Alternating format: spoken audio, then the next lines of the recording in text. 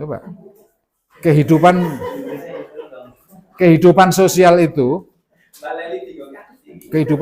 itu tidak bisa difragmentasi. Jadi kehidupan sosial itu tidak bisa difragmentasi seperti itu. Karena begitu masuk di masyarakat, pengabdian masyarakat kan kita nggak boleh memfragmentasi. Bahwa nggak ada satu disiplin ilmu pun yang bisa memecahkan problem sosial dalam kehidupan masyarakat. Nah itu anunya dasarnya. Coba dari 7 desa ada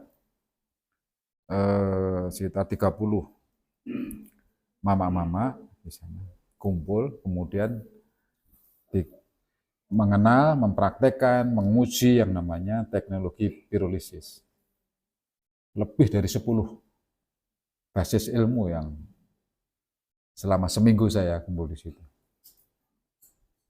Coba ilmu gitu, ilmu tentang pirolisis itu menggabungkan yang namanya fisika, kimia, biologi, ya. Itu baru jadi ilmu alatnya, belum lagi yang ilmu sosialnya tadi itu.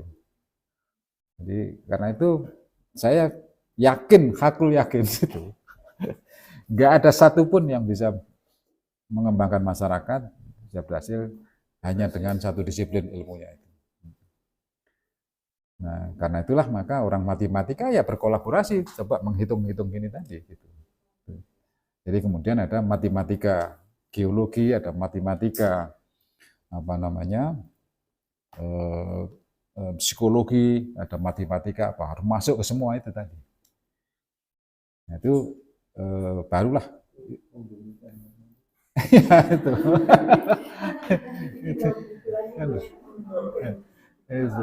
Itu tadi.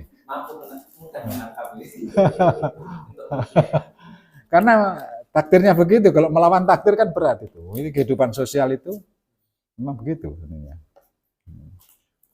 Jadi ya. Oh ya, betul. Nah, itu yang selama ini jadi ketakutan teman-teman terutama di perguruan tinggi kan. Waktunya lama, tergantung sebenarnya.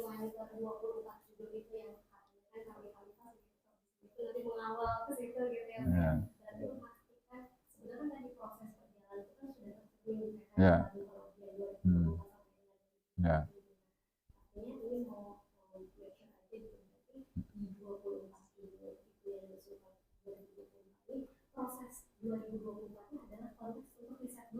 Ya. Ya. Ya. Ya, betul. Betul. Itu jadi jangan terlalu cepat kemudian masyarakat itu kemudian bisa berkembang. Nggak bisa begitu. Karena bisa-bisa salah kita justru menjadikan masyarakat dijadikan umpan bagi kekuatan ekonomi yang lebih besar. Jadi,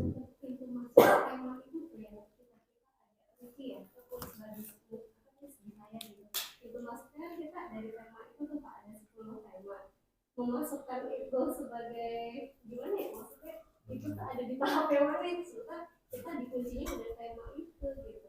Ya, itu nanti di metodologi ya berarti. Nah, di metodologi nanti akan di metodologi nanti akan tergambar seperti ini. Nah,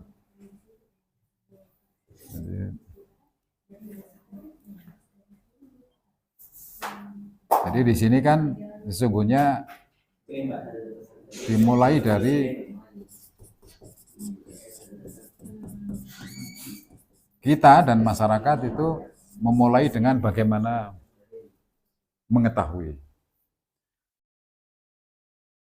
Kalau kita datang di satu desa, katanya Ciberem tadi, jadi bagaimana kita mengetahui tentang desa Ciberem itu, bagaimana masyarakat juga mengetahui tentang desa Ciberem itu. Jangan dikira bahwa masyarakat yang tinggal di situ, kepala desanya kemudian dia tahu tentang kehidupan itu. Bahwa tahu bahwa ini desa saya, oh sana jalan, ya itu tahu, tapi betul-betul ketika masuk dalam kehidupan apa namanya, baru yang sepele-sepele saja mereka sudah tidak tahu biasanya. Gitu. Jadi tanya yang setiap hari butuh itu, tanya saja kepala desanya, Pak, berapa produksi pangan di sini setiap musimnya? Pasti dia tidak tahu. Ini yang mana ini tuno ya, untuk mengetahui. Nah,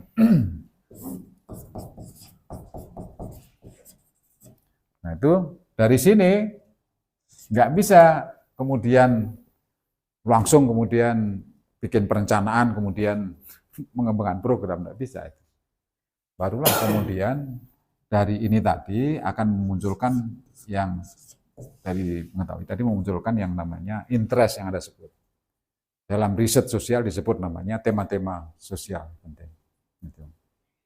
Jadi, nah dari sinilah maka kemudian berusaha yang kedua namanya memahami itu. Nah, jadi to understand itu. Ini metodologi ya, kita bicara langkah-langkah metodologinya. Nah, apa bedanya to know to understand? Bedanya adalah ini tadi hanya angka-angka yang sifatnya itu parsial, belum dihubungkan satu dengan yang lain. Oh, di desa ini ada 10.000 atau ada 100.000 tegaan pohon kopi. Oh, di sini ada produksi kopi sekali panen itu ada sekian. Oh, ada apa namanya?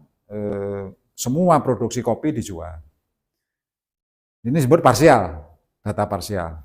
Data lain menunjukkan, oh di data konsumsi, ternyata semua keluarga, laki-laki, perempuan minum kopi. Yang sudah kita diskusikan tadi. Oh setiap hari ternyata kebiasaan masyarakat minum kopi adalah pagi dan sore. Kemudian oke dihitung, oh ternyata semua yang diminum, kopi yang diminum di keluarga itu adalah membeli dari toko. Nah, terus kemudian setelah dihitung, oh berapa totalnya yang di satu desa konsumsinya sehari itu berapa kilo dan seterusnya. Kebiasaan mereka membuat kopinya kental atau tidak, ya, itu sudah culture namanya, budaya pangan sudah. Nah, kopinya orang Solo dengan kopinya orang Jawa Timur itu sudah beda lagi. Jadi kopinya orang Jawa Timur itu pasti ampasnya itu 1/4 dari cangkirnya itu. Gitu. Kentalnya minta ampun gitu. Demikian juga kebalikannya, teh di Solo, nah itu sampai tidak tembus pandang karena begitu kentalnya. Tapi tehnya orang Jawa Timur itu bening sekali. Jadi ini sudah gitu. Ini setiap daerah beda. Kemudian dihitung sampai ke karena membeli berapa belanja membelinya itu. Ini kalau sebatas data ini parsial. Tapi kita tahu toh, masyarakat kemudian tahu toh tentang dirinya sendiri. Yang sebelumnya tidak pernah mengetahui itu. Melakukan tapi tidak tahu. Nah, ketemu. Baru kemudian punya kopi, panen kopi, kok mau minum kopi dijual? Ada apa ini? Sudah analisis toh? Maka kemudian to understand, memahami mengenai apa yang Tuno tadi itu. Sampai kemudian ketemu, apa ini, mengapa begitu? Sampai ketemu jawabannya, sebagai landasan, karena itu kemudian masuk ke sini, yang disebut namanya community planning itu. Nah, yang disebut namanya community planning itu adalah singkatnya itu adalah apa yang mau dirubah dalam kehidupan masyarakat. Bukan kita yang merubah. Gitu. Jadi ini apa yang menurut mereka itu akan dirubah dalam kehidupan mereka. Gitu. Nah, biasanya dalam proses kita setelah melalui proses ini, Pak, sekian miliar itu nggak gampang, nggak kecil. Jadi biasanya begitu, Dacun. Bagaimana Pak supaya yang sekian miliar ini tidak lagi keluar? Gitu. Nah, tidak ada cara lain kecuali kemudian, nah, Ketika mereka bilang bagaimana supaya sekian miliar itu tidak keluar, itulah yang disebut namanya community planning. Visi mereka terhadap kehidupan ke depan itu, bahwa masyarakat tidak akan membeli kopi untuk konsumsi kopi dan akan memproduksi, akan mengolah sendiri kopinya. Itu namanya visi tentang perubahan kehidupan mereka. Nah, banyak para pengembang masyarakat dari mana saja, LSM, perguruan tinggi itu enggak melalui proses ini. Jogja itu, jujur saja. Datang sekilas, ngobrol dengan kepala desa, sudah kemudian mendefinisikan masalah, terus kemudian program, atau datang sebentar, hanya keliling-keliling, kemudian melihat ada begitu potensinya sumber daya alam, tiba-tiba kemudian sudah merumuskan sendiri, datang kemudian tiba-tiba melatih, mengundang narasumber ahli dari mana, habis itu tinggal lagi. Enggak pernah ada yang begini kemudian bisa. Jadi masyarakat tidak jadi apa? Jadi nggak layak itu disebut sebagai pemberdayaan masyarakat. Itu hanya intervensi kita. Nanti masyarakat akan kangen dengan kita. Itu Pak Mamuti kok nggak datang-datang lagi. Biasanya kalau ada Pak Mamuti datang itu terus kemudian, iya ada membawa ini, banyak orang berkumpul, terus kemudian desa kita ada dikunjungi oleh orang dari dinas, dari apa, misalnya kayak gitu. Habis itu ada lagi. Nah, dari sini saya selesaikan dulu ya. Nah, kalau udah sini masuklah kemudian yang namanya ini community planning ya. Barulah kemudian ini action plan. Kalau ini tadi adalah community visioning-nya. Nah, di sini adalah community action-nya itu, action plan-nya. Dari mana untuk merubah dari konsumsi kopi dan membeli kopi dari luar, kemudian mengolah kopi. Akan apa saja yang harus dilakukan? Bagaimana cara melakukan? Siapa yang akan melakukan? Disitulah kemudian, butuh latihan ini, butuh latihan itu, barulah kemudian dilatih ya, di perencanaan. Barulah kemudian masuk ke tahapan berikutnya yang disebut namanya action-nya. Barulah kemudian ada yang namanya risetnya, observasi dan evaluasinya.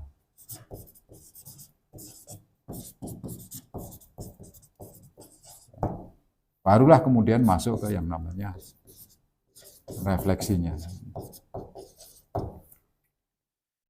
Oke. 2 tahun yang lalu kita baru mengetahui ternyata sumber daya kita tidak kita olah sendiri. Karena itulah kemudian membuat beban hidup kita semakin berat karena membeli kopi jumlahnya sekian. Oke. Karena itu 2 tahun lalu kita ingin berubah. Bagaimana kita mengolah sumber daya kita sendiri, dan karena itu belanja kita menurun dan karena itu kita bisa saving. Terus kemudian 2 tahun lalu kita sudah membuat rencana ini dan evaluasi begini, hasilnya begini. Ternyata sekarang baru 40% dari keluarga-keluarga yang ada di kita itu yang sudah mengolah itu. Masih ada 60% keluarga yang masih belum mengolah, dia punya kopi dan masih suka menjual saja dan masih membeli kopi. Oke, kembali lagi ke Tuno. Ada apa ini? Terus begini terus. Ini yang disebut namanya proses spiral. Ya. Jangan dikira kemudian ketika sudah kopi selesai, semuanya di-riset terus kemudian itu persoalan sosial selesai. Ini bisa jadi spiral. Sehingga kalau digambarkan kan dari hanya pintu masuk kopi tadi, kemudian bisa masuk yang lain, bisa masuk yang lain. Terus kira-kira seperti itu. Nah, banyak orang inginnya semua tadi itu berkembang dalam saat yang sama, ya itu tangeh lamun dah. Harus ada landasan yang proses sosial, ekonomi yang itu menjadi titik tolaknya. Kalau itu kemudian itu yang disebut tema tadi, Mas. Ya. Pertanyaan Mbak Amel kan, banyak ini bisa bermula dari tema apa itu? Ya. Tapi tema itu pun Subnya lagi nanti dicari. Istilahnya Sebagai- apa namanya, harus diklarifikasi ke masyarakat melalui riset tadi ya. Ya, Kalau toh kita sudah mempunyai tema itu Hmm. dan kita bawa sebagai draft proposal, itu Nah. draft bisa berubah pada saat kita riset di lapangan. Iya Mas. nah karena itu teman-teman udah punya gambaran Ya. proposal loh, tapi Ya. belum ke lapangan. Nah, setiap orang yang mau mengajukan proposal itu harus ada pratuno itu. Jadi ini kan setelah di lapangan harus ada pratuno yang bisa dilakukan, itu yang namanya studi cepat itu, yang namanya quick assessment itu. Jadi assessment cepat untuk bisa masuk ke menemukan tema atau subtema tadi itu. Nah, setelah itu ketika masuk baru sudah punya itu, terus kemudian mulai dengan yang namanya penelitian. Ini kan penelitian ini. Untuk Tuno dan ini kan penelitian ini. Bahkan sampai ke sini ya penelitian terus. Tapi ini penelitian untuk dijadikan dasar menyusun rencana masyarakat tadi. Gitu. Tapi bagi orang perguruan tinggi seperti kita, ini secara keseluruhan latihan. Gitu. Sehingga ketika ini kemudian 2 tahun, 3 tahun, kita sudah bisa menulis buku tentang ini. Tapi kalau dari sini ini dianggap penelitian, kemudian di sini ini dibiarkan saja, ya, nah kita tidak punya yang utuh. Bagaimana masyarakat itu berkembang dari lemah menjadi kuat, misalnya, kita tidak akan bisa.